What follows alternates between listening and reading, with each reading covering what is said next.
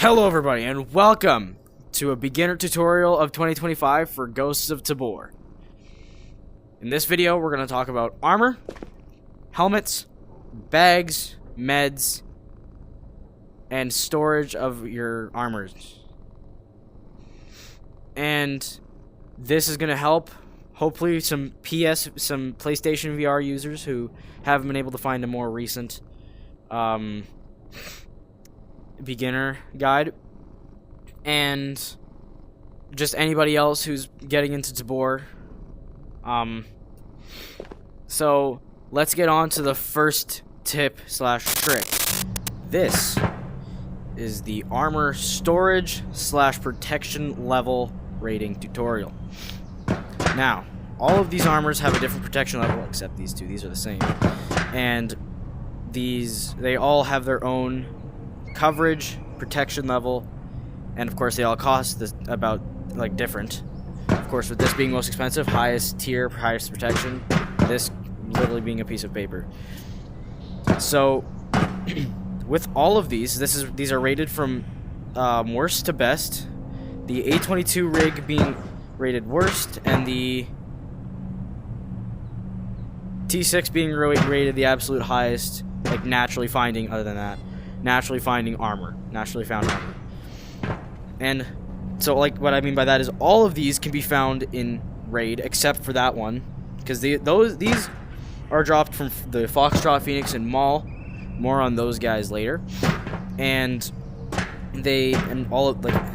So this one, of course, level 1, some people call it level 0 because it has no protection. And it's really just kind of made for holding armor modules. This is the LBAV level 1/2, and then the JPC2 rig level 2/3, the Vest B tan rig level 3 or 4, the Foxtrot armor level 4 or 5, the 6B102 rated level 4 or 5, and the T6 rated I call them, this is the T6, T5, T5, T4, T3, T2, T1, T6 level 5 or 6.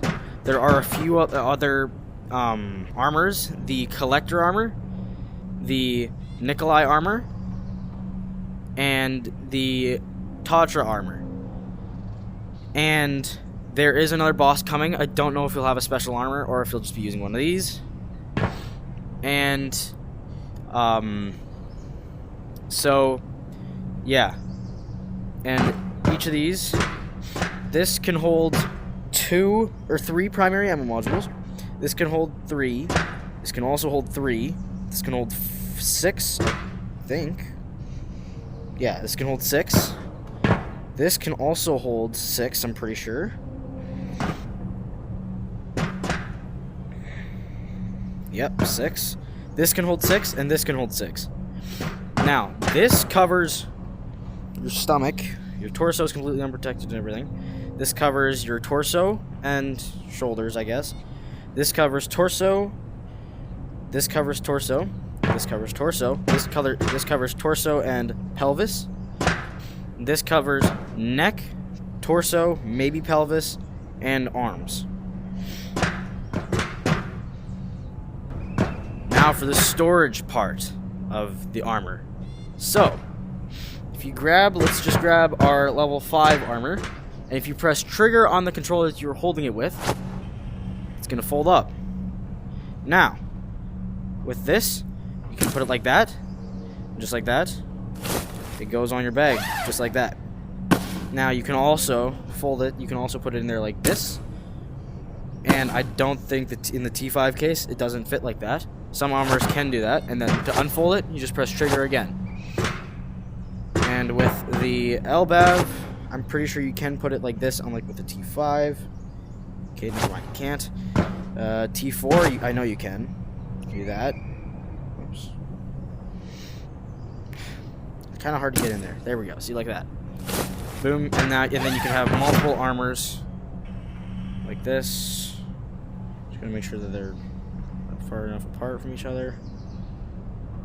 Now, there is a bug. I'm not gonna lie about it. There's a bug where if you're even grabbing over here, you'll grab this. So whenever you're trying, a little tip, when you're ever trying to store armors, I try to save space. I try to have my meds up here and all my other stuff up here. I leave this bottom space clear for armor so I can put armor on the bottom so I can grab everything else without doing anything. Because if I put the armor up here, now and then if I have my meds here, I have to fling this out to grab other meds. And you can also do this with bags, so you can put bags inside of bags, you know, like that. It stays on just fine. And yeah, of course you can't put unfolded bags inside of other bags because, you know, it wouldn't make sense. So yeah, this is the helmet tutorial. Helmet protection, tier, and storage. So with helmets, I only have, these are like the highest tier ones. There are a few other ones like the pilot helmet, the PP helmet, and the green helmet, and the tan helmet. And so with these ones, I can't. There's a few other helmets like the Nikolai helmet, the Kurtek helmet, and the collector helmet, which is just this helmet, but it's clear. And so with all of these helmets, these two helmets are actually the same because this is a reskinned one. This is a C13. These are both C1300s. This is a samurai skin. This is a Tatra helmet. This is from the new boss, one of them, because I haven't been able to kill the other one and make it out. And this is an Alton C1300 and a Ronin. Now this Ronin can have a quad knot attachment attached onto it. There we go. So you can put quads on it, and you can, or just any nods, and run those on Night Island if it still existed. And yeah, so this is a level 4. This is a level 5. This is level 6. This is level 7 protection. And the Kurtek mask has the same protection as the Ronin. The PP helmet has level 2 protection. The tan helmet and the green helmet have level 3 protection, and the pilot helmet has level 1. Pilot helmet being able to barely stop a Ruger 22 long rifle, and this can stop almost anything except for a select few things. It can stop 5.56. It can stop 4.6 by 30. It could probably even stop 7.62 by 51. And all of these, of course, they can't beat armor piercing because it's armor piercing. And essentially, how you store these is you can either put one on your head. This is, by the way, this is what the C1300. You can lift up the face mask. And then this is why I bought the Samurai DLC, because it's C1300, same protection, everything, just can't see anything. And we got the Tatra helm. It's kind of bugged just a little bit here, but it also has a face shield, just like the C1300. And just the way of how you store these is you can put one on your head, put one on your bag. Now, unfortunately, you can't put helmets inside of the bags. Like I said, you can put them, and this goes for any helmet. You can put any helmet on the side of your bag. So that's pretty cool. Of course, with armor and if anything is in the bag, like anything, like gun, helmet, armor, anything, you can close it, but you can't fold it. Yeah. So that's the tutorial of helmets and storage, tier protection. Alright, backpacks. Not much you can say about these. Adventure bag, yeah, sling bag, cool. Now these are where we start to get these are where we start to get very big. Ragnar, you can put a helmet on the side and a gun on this side, but you can just straight up fit rifles in this thing. And you can actually, when you have it on your back, it's taller than you. So that's why you don't want to run it on a long-range map, because people can see you over a hill before you can see the bag over the hill before they see you, so they can prepare. The Gear Tech, probably the most ideal bag that you can have. gun on the back, gun here, helmet, and big amount of space. So yeah, there's not much to say about this. And then ammo pouch, cool. Yep. To put ammo in it, really cool. Put it on your side, grab it. But yeah, there's not much to say about armor or bags. And then helmet attachment, ultimate face shield, quads, NVG 21s, PVS 7s. Yeah. All right. Meds. So we got our bandages. Can't use them here, but to use the bandages, first you press trigger on the hand that you're holding the bandage with. You just wrap it around, and you will. There is actually a certain hand that works better. You will find that eventually. I find it's the gun, but I find it's your actual hand, like your good hand. Now, if we come over to NRS's, we got our Promedol. These are little heals that can heal you.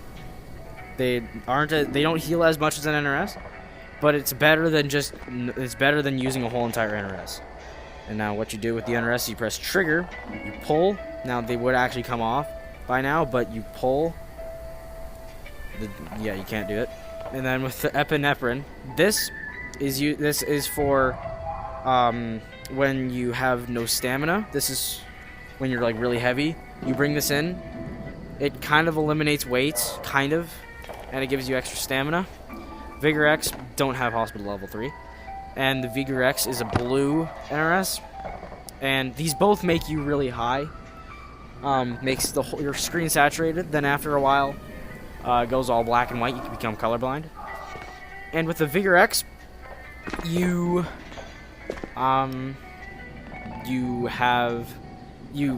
what it does is it gives you temporary health. And I actually can't remember if it is the Vigor X or the epinephrine that eliminates weight. I can't remember. And then with the pills, the painkillers, you would normally pop one of these out, pop it in.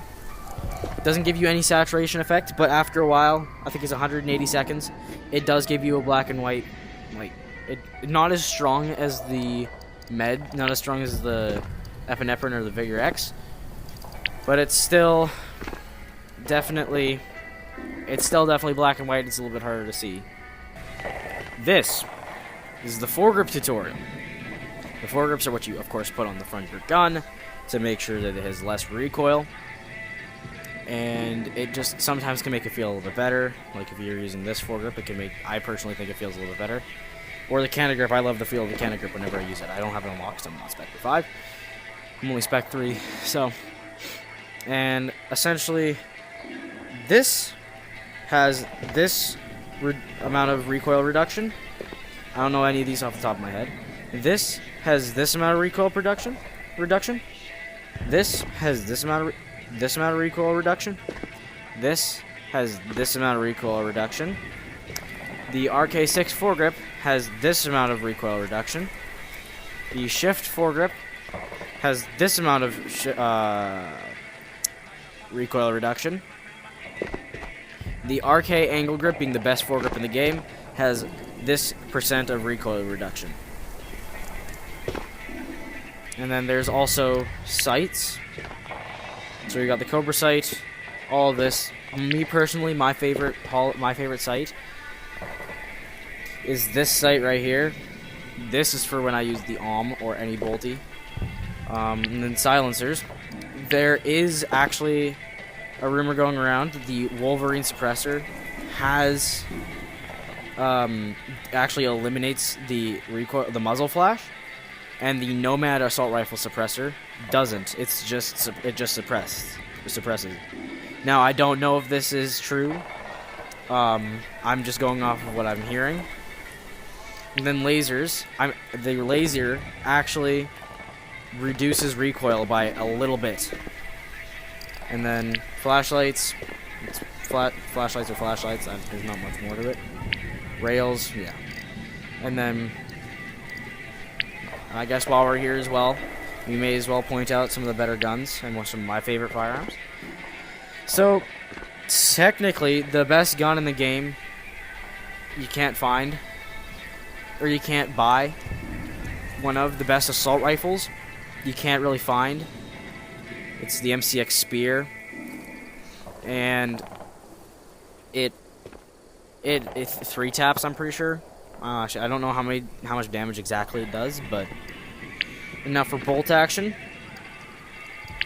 The is probably the best bolt action.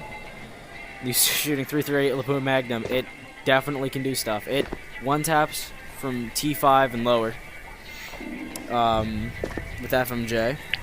Best handgun, probably Desert Eagle, I'd say, personally. Light machine gun. There are a lot of good light machine guns. Not the bar. The bar's not worth it. There's no such thing as a good shotgun. Shotguns are not. Well, I mean, I guess the Saiga technically is pretty good, but yeah, sniper rifles. They Barrett, definitely the biggest. 50 BMG is a big round. Can't craft it, but I mean, it's still pretty good. Now, the SMGs are definitely, I would say, is pretty controversial. There's really no true opinion, other than I know the fact of how the MP5K should not be at Spectre level 4. It should be at least Spectre level 3. It is a meme gun. It is terrible. It has the same damage as the MP5, normal MP5. Actually, it might even be worse. P90, if you're Spec 4, P90 or the MP7, probably the best. Or you could even go the Vector 9mm or the UMP. Either one of these are a good pick for when you're Spec 3. Because, like, if I'm going to mod this out real quick.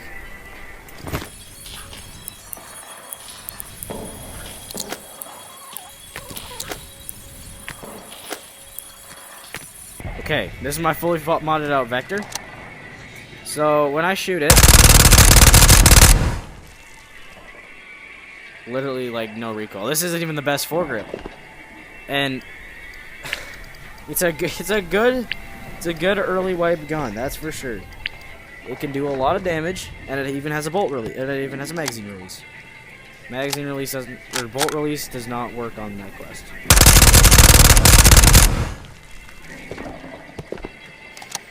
And even without a foregrip, I'm pretty sure it doesn't even. Yeah, like you can get every single shot on target even without the best grip in the game. This is personally my personal pick if I'm going missile silo or underground, and it has pretty good penetration. So that is probably the best gun out of all of these categories, in my opinion. There's other opinions. People may think that the M16, it is a good naked gun. I will say it can shred. It does a lot of damage. But some people may say the FAMAS is actually a good gun too. Some people may say that the SG is good. It's not terrible, but it's definitely not good. Can't put a foregrip on it. And recoil is a lot. Iron sights aren't good. And yeah, VSS, my personal favorite. One of my favorite Spec 3 guns. But my absolute favorite... Okay, never mind, that's the best gun. G3 is probably one of the best guns that you can get. Period. Especially if you put a sniper scope on it. Dude. Okay, FAL, best gun in the game. Literal, like, best gun that you can buy in assault rifles. Best you can buy. MCX Spear is still the best you can find. Or just have in general. AK-5C is my favorite. My personal favorite. I love the gun. No recoil. Or not a lot, anyway. Yeah. Alright. The last tip of today is your magazine. And is like your ammo capacity. And how to aim better. Just a little bit. Or to help you, I guess. So, when you have a magazine in your hand, what you want to do is you want to shake it. And however many vibrations you got in your controller, whichever controller you're holding onto it, it means that is the amount of ammo you have in the magazine. So if you shake it, you just got to give it a little jerk. You don't have to like do this or whatever. You just got to do this, and it gives you it'll give you 1 to 3 vibrations. 3 vibrations means that it's like kind of full. or it's full to like half full. It's 2 vibrations means it's like almost full to not full, or to half. Jeez. And 1 tick means it's like very little ammo to about half, almost half. And when you are going to shoot your gun, you'll notice that my aim is not shaky at all. And that is because I have a super secret setting turned on. It's in the object handling. So what you're going to do, or no, maybe it isn't. Where is it? Here it is. Okay, advanced input setting. So essentially what you're doing is you gotta so the hand pitch rotation offset is essentially how your hands are positioned. So mine's set at 6, but like watch what happens to my gun when I let go. Like boom. That is not gonna work. Unfortunately. It's not gonna work. But what is gonna work it's really hard to do this. What is gonna work is when I put it to about 6. So essentially, what I want you to do is when you have a gun, I'm gonna take off. You want irons. You don't want an optic. You're just gonna bring it up, and you're gonna wait. You're just gonna bring it up naturally, and you're just gonna kind of tilt. You're just gonna add on to it until it starts to feel more natural when you just put your gun up. So if I add another one. And then if I add another, see it's not, well it is, maybe one more. There, see how like I was naturally see how I was like naturally lined up? Kind of. And another thing is if you have a MetaQuest 2 or even 3, it works better with a 2, but if you have a MetaQuest 3 controller, that's fine. But if you have a MetaQuest 2 controller, what you can do is you can rest the little like oval. I don't know about what PlayStation or PC uses, but what I do know is with my MetaQuest 2, because that's what I have, I put the circle on top of the thing. Like as you can see, I talk with when I talk, my hand moves. I rest it on my chin. So I go from this to this. Well, it's not actually that much obvious because I do have another setting on, which is up here. So virtual gun stock, I have this enabled. So what virtual gun stock does is it essentially mimics what a gun stock would do. So when I have it off, see, look, I'm a lot more shaky. But even then, when I use the chin method, look at how much less shaky I am. And then when I turn on the virtual gun stock, look at how much less shaky I am. So I'm not a game coder, of course, but so I don't exactly know how this works. I don't know how it does it, but I think what it does is it kind of slows down your movement just a bit, and also you will notice I think it actually keeps your gun straight. So as you can see, like when I move it across my hand, this is what it's doing, and then when I turn off the virtual gun stock, notice how it's doing something completely different. Like it's not staying as uniform. It's not staying as straight. I don't know if that actually changes anything, but and then if I turn on the virtual gun stock one more time, because this is what I go with. Like look at that. Look at how much slower that is. And I'm moving my hand same speed and everything, but it's moving slower. And then look. Like that's substantially different. And then of course once I move it too far from where it's not in my chest anymore, it's yeah. So